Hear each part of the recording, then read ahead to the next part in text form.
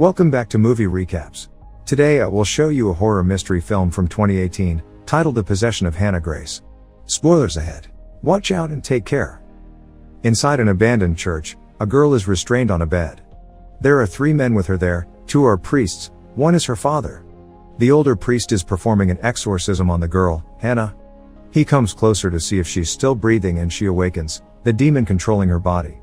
The other priest sprays her with holy water, as the older one continues with the exorcism. The girl convulses and her father comes closer begging her to fight. The demon pretends it's the girl for a moment, changing its eyes to her eye color, but laughs as it tricks the father. It takes control of the older priest as well and flings him across the room, killing him. Then, it starts suffocating the younger priest. Seeing what's happening, the father takes a pillow and kills the girl, which releases the other priest from the hold of the demon. The girl's fingers move. 3 months later, Megan walks into a hospital for a job interview and is immediately joined by Lisa. They can be seen drinking coffee, as Lisa tells Megan that she will be there to help.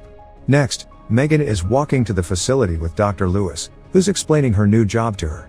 He asks her about her issues at her previous job as a cop, but she says she's much better now, saying she can handle the job.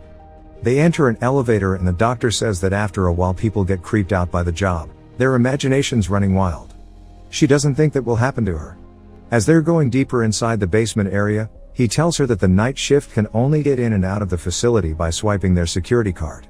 He keeps showing her around the facility and takes her to the intake bay, telling her that while on duty she can never leave the premises. After the intake bay she is to take the bodies to the receiving room, where she is to take pictures of them as well as scan their fingerprints.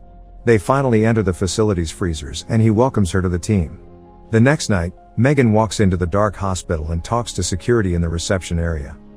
One of the guards introduces himself as Dave and welcomes her to the night shift. Megan goes down to the resting home. Later, she's seen working on the computer, when the lights go out. She turns them back on, when a body arrives at the intake bay. Her and an ambulance worker transfer the body to the receiving area as they talk. Next, she's capturing images of the body, then scanning its fingerprints. She puts the body in the freezer, but Dave jumps out and scares her. He follows her around, apologizing. Later, Megan continues with her work, goes to the restroom and when she comes back, she has a vision of a man standing in the hallway. Upset, she goes to take some pills, but stops herself. Next, she's seen in AA meeting, sitting next to Lisa, telling the group about the man she saw previously. He was someone she was about to arrest when she was a police officer, but he shot her partner before she did anything. She shares that when she remembers the incident, she wants alcohol and pills. That day, someone wakes her up knocking on her door. It's her cop ex-boyfriend Andrew, who's there to get the rest of his things. She tells him about her new job, but he doesn't think it's the best idea to be spending that much time alone. Megan tells him that it was Lisa's idea, who's her sponsor, and that the night shift worked great for her. The next night, she's at work and the alarm for the intake bay comes on. Megan goes to check but there's no one there at first. Suddenly a homeless guy jumps out at her asking her to let him in. She doesn't do it and calls security to inform them about the man, when an actual body is ready at the intake bay. The ambulance driver, Randy, asks her to come out and help him with the body, because he can't move it alone. She reluctantly steps out, knowing that's against regulations. As they're moving the body, the homeless man walks inside the facility and takes the elevator, but Megan doesn't see him. Randy is much chattier than the previous driver and starts telling her about the body, as they're transferring it. The body was found in an alley and the perpetrator escaped, with no clue of who he is. The body is Hannah. Randy keeps talking about it, saying whoever killed her, also tried to burn her body. Megan escorts him out. The lights on the other end of the hallway come on, as she walks inside to process the body. The first image she tries to capture fails. She tries again with no result. Megan moves the camera and tries to take another photo when she hurts herself. She decides to move on to the fingerprints. She takes them and starts scanning them in, when the computer fails too. Not sure of what to do, Megan places Hannah's body in the freezer, but as she's pushing it inside, one of the tables starts shaking and a few vials fall down, shattering. She goes to pick them up and cuts her hand.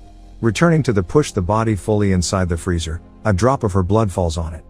Still in the freezer room, she dresses her wound and suddenly the freezer door opens. She checks and closes it. Next, she goes to her computer and uses Andrew's password to check on Hannah's case. She prints out her file and goes to check on the body again. The eye color in the file isn't the same one as the body. All of a sudden one fly appears on the body and then a whole swarm of them, frightening Megan. She takes another look, but the flies aren't there anymore. Megan puts Hannah back inside and returns to her computer. Suddenly, she hears a noise and she goes to investigate, only to find out that the body is gone. She takes a step outside and sees someone dragging the corpse away, so she follows. Suddenly, the homeless man attacks her, but she fights him off, and when she goes to grab his knife, he's gone. Leaving the body in the hallway, she calls security and tells them to call the police. Megan runs back to the hallway, but the body isn't there. She walks into the burning room and finds the man getting ready to burn the body, so she tries reasoning with him. Suddenly security runs in and tackles him, but as they're taking him away, it's clear that it's Hannah's father. He tells Megan to destroy the body, saying that she's not dead. Later, he's arrested and Megan is putting away the body, when she hears something strange. She closes the freezer, regardless, and walks away, but the doors open again. Megan is nervous to walk back, though she still takes the body out and opens the bag. Suddenly, her phone rings. It's Andrew checking up on her, but as she turns, the body moves. Megan takes a closer look at it and it exhales. She wraps it up in a panic and leaves the room, when Lisa shows up at the door. She tells her that she can find someone to cover her shift, but Megan insists to stay. She tells Lisa that she heard the body exhale, but she tells her that bodies expunging air is a normal thing. Later, they're sitting in her office, talking about the attack and the night her partner got shot, when Dave walks in and tells her there's a cop that wants to talk to her. Lisa and Megan walk out and Dave stays in the facility. The door of the freezer opens again. The cop waiting for her is Andrew. He asks her how she is, but then starts asking her about a bottle of pills that have gone missing from his stuff. She gets angry with him, but before he leaves asks him to help her with something. Megan goes back down at the resting home and grabs Hannah's fingerprints. She gives them to Andrew, says that there's something odd about it and asks him to check it out. Dave plays around in the facility while he waits, but he hears something strange and walks into the freezer room. Something is moving inside the freezer, so he opens the door and looks inside, when a hand grabs and then pushes him out. It controls his body like it did the priest and drags him back into the freezer.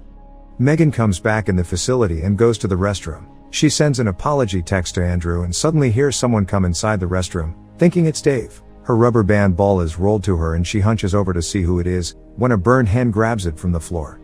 Megan is terrified, but comes out of the stall. There's nothing there. Later, Andrew calls her back and tells her that Hannah has been dead for 3 months. Megan searches for Hannah online and finds an article about her, saying she was possessed by a demon. She goes to investigate the body again and notices that a huge wound that was on it previously isn't there anymore. The other security guard is looking for Dave too, when she walks to the reception desk. She asks for the security footage. Back at her office, she's going through the footage and finds a glitch that looks like the body is in the hallway. Frightened by that, she wants to take some pills again, but doesn't do it and instead goes to find Lisa and get her opinion about the footage. They're both in the facility, looking at the footage, but Lisa doesn't see the same thing Megan does. However, she does see the pills on a counter, while Megan is telling her about what the man was saying about the body in the burning room. Lisa confronts her about the drugs and doesn't quite believe her when she says she didn't take any. Her sponsor thinks that the visions she's been having are caused by stress. Lisa leaves the facility and goes to light a cigarette in a stairwell. She hears some noise upstairs and thinking it's Dave, runs up toward them. As she reaches a corner and sees Dave in the shadows, the body jumps out of the darkness and starts chasing after her. Lisa goes to the roof, but it follows her there and slowly kills her. Back inside the facility, there's another intake. It's Randy again, but this time Megan won't come out to help him. She tells him about what has happened and takes him inside to ask him about the wound on the body. He says that he saw it too, as well as her arm, that was burned when it arrived. Megan tells him that it looks like the body is healing herself. Megan is left alone again and calls Andrew to tell him that she kept his pills, because she was feeling anxious. She wanted to be honest with him. Before she hangs up, the body is seen crawling behind her, but she doesn't see it. It is in the elevator, fixing itself. Randy is driving out of the hospital parking, when he suddenly hits something. He goes out to check what it was, but his phone rings and as he answers, he hears a strange noise behind him. He investigates what it was and looks through the back of the ambulance. The body is crawling behind him. He turns around and it's there.